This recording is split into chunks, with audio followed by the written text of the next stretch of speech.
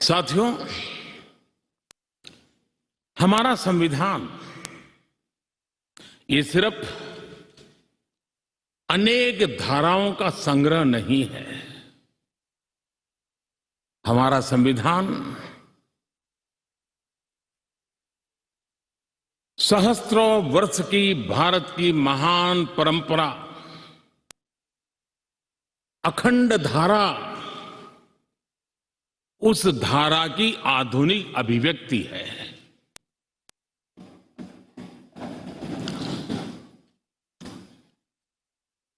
और इसलिए हमारे लिए लेटर एंड स्पिरिट में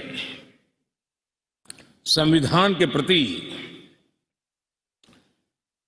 समर्पण, और जब हम इस संवैधानिक व्यवस्था से जनप्रतिनिधि के रूप में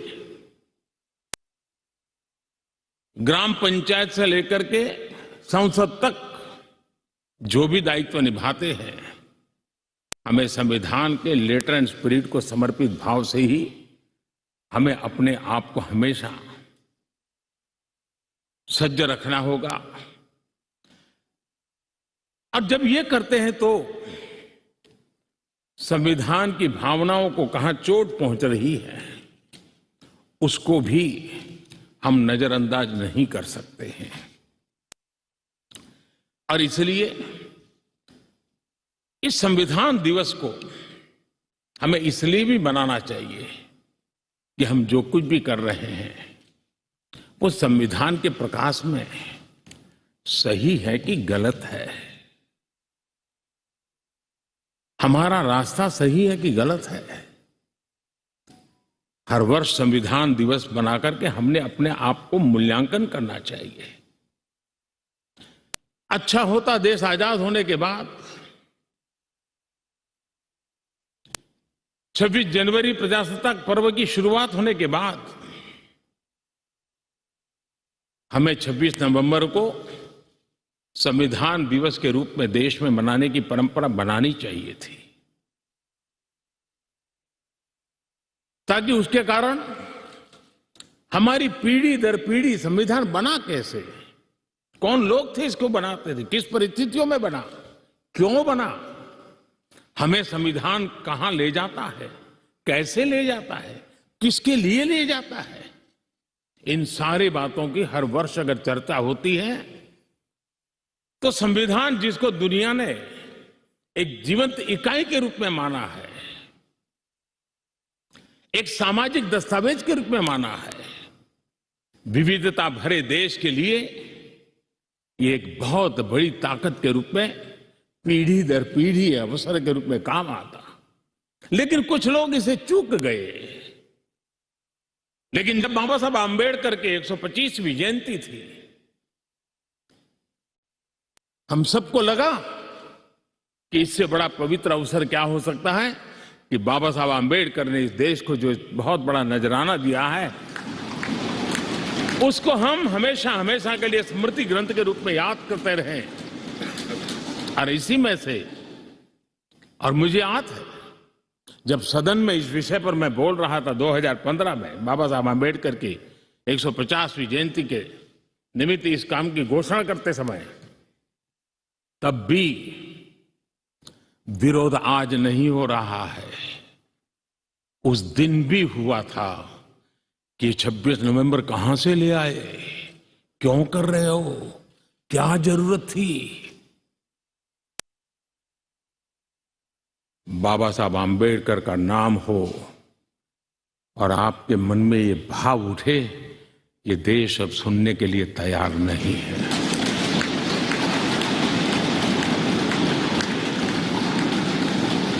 और आज अब भी बड़ा दिल रख करके खुले मन से बाबा साहब आंबेडकर जैसे मनीषियों ने देश को जो दिया है, इसका पुण्य स्मरण करने की तैयारी ना होना, ये भी एक चिंता का विषय है। साथियों, भारत एक संवैधानिक लोकतांत्रिक परंपरा है। राजनीतिक दलों का अपना एक अहम महत्व है। और राजनीतिक दल भी हमारी संविधान की भावनाओं को जन जन तक पहुंचाने का एक प्रमुख माध्यम है। लेकिन संविधान की भावना को भी चोट पहुंची है। संविधान के एक एक धारा को भी चोट पहुंची है जब राजनीतिक दल अपने आप में अपना लोकतांत्रिक कैरेक्टर खो देते हैं।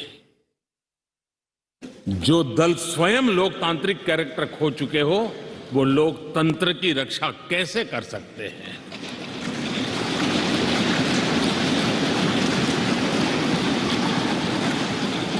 आज देश में कश्मीर से कन्याकुमारी, हिंदुस्तान के हर कोने में जाइए, भारत एक ऐसे संकट की तरफ बढ़ रहा है जो संविधान को समर्पित लोगों के लिए चिंता का विषय है, लोकतंत्र के प्रति आस्था रखने वालों के लिए चिंता का विषय है। और वो है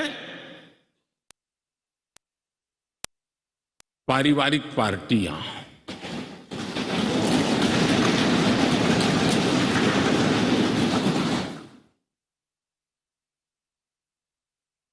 राजनीतिक दल, party for the family, party by the family,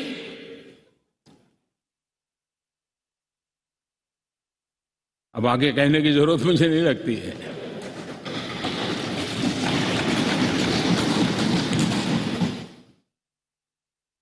Kashmir से कन्याकुमारी हरी राजनीतिक दलों की तरफ देखिए, ये लोकतंत्र की भावना के खिलाफ है। संविधान हमें जो कहता है उसके विपरीत है। और जब मैं ये कहता हूं कि पारिवारिक पार्टियां, इसका मतलब मैं ये नहीं करता हूं कि एक परिवार में से एक से अधिक लोग राजनीति में ना आए। जी नहीं, योग्यता के आधार पर, जनता के आशीर्वाद से किसी परिवार से एक से अधिक लोग राजनीति में जाएं, इससे पार्टी परिवारवादी नहीं बन जाती है। लेकिन जो पार्टी पीढ़ी दर पीढ़ी एक ही परिवार चलाता रहे, पार्टी की सारी व्यवस्था परिवारों के पास रहे, वो लोकतंत्र, स्वस्थ लोकतंत्र के लिए सबसे बड़ा संकट होता है। और आज संविधान के दिवस पर संविधान में विश्वास करने वाले, संविधान को समझने वाले, संविधान को समर्पित सभी देशवासियों से मैं आग्रह करूंगा कि देश में एक जागरूकता लाने की आवश्यकता है। जापान में एक प्रयोग हुआ था। जापान में देखा गया कि कुछ ही पॉलिटिकल फैमिली ही व्यवस्था में चल रहे हैं, तो किसी ने बीड़ा उठाया था कि वो नागरिकों को तैयार करेंगे और पॉलिटिकल फैमिली के बाहर के लोग निर्णय प्रक्रिया में कैसे आए। और बड़ी सफलतापूर्वक 30-40 साल लगे, लेकिन करना पड़ा। लोकतंत्र को समृद्ध करने के लिए हमें भी हमारे देश में ऐसी चीजों की ओर जाने की आवश्यकता है, चिंता करने की आवश्यकता है। भ्रष्टाचार, क्या हमारा संविधान भ्रष्टाचार को अनुमति देता है? कानून है, नियम है, सब है। लेकिन चिंता तब होती है कि जब न्यायपालिका ने स्वयं ने किसी को अगर भ्रष्टाचार के लिए घोषित कर दिया हो,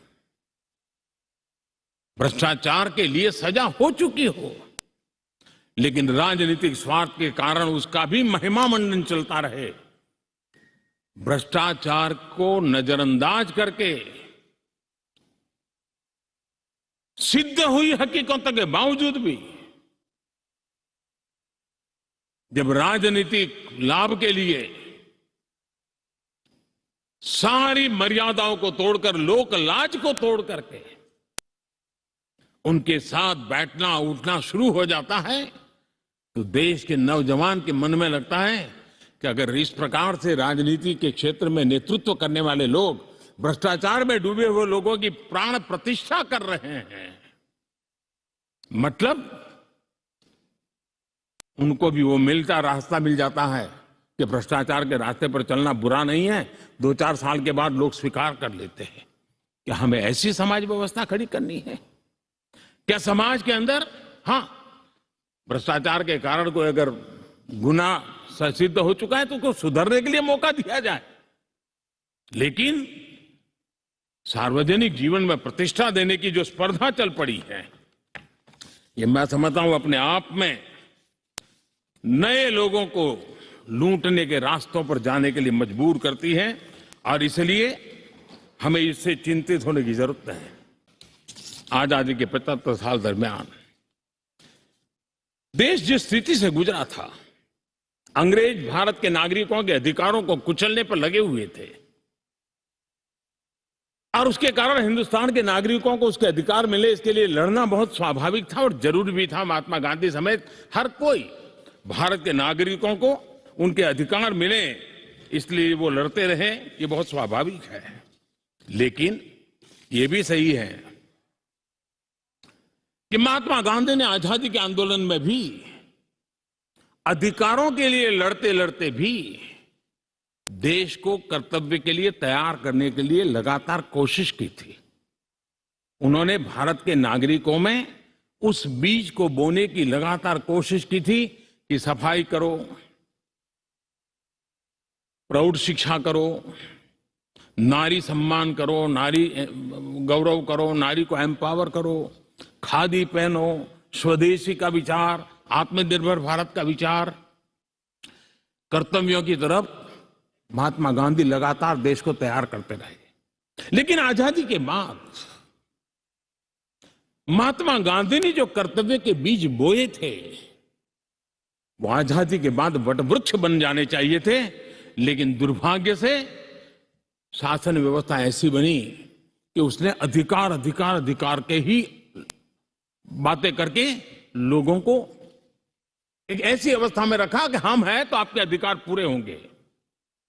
अच्छा होता देश आजाद होने के बाद कर्तव्य पर बल दिया गया होता तो अधिकारों की अपने आप रक्षा होती।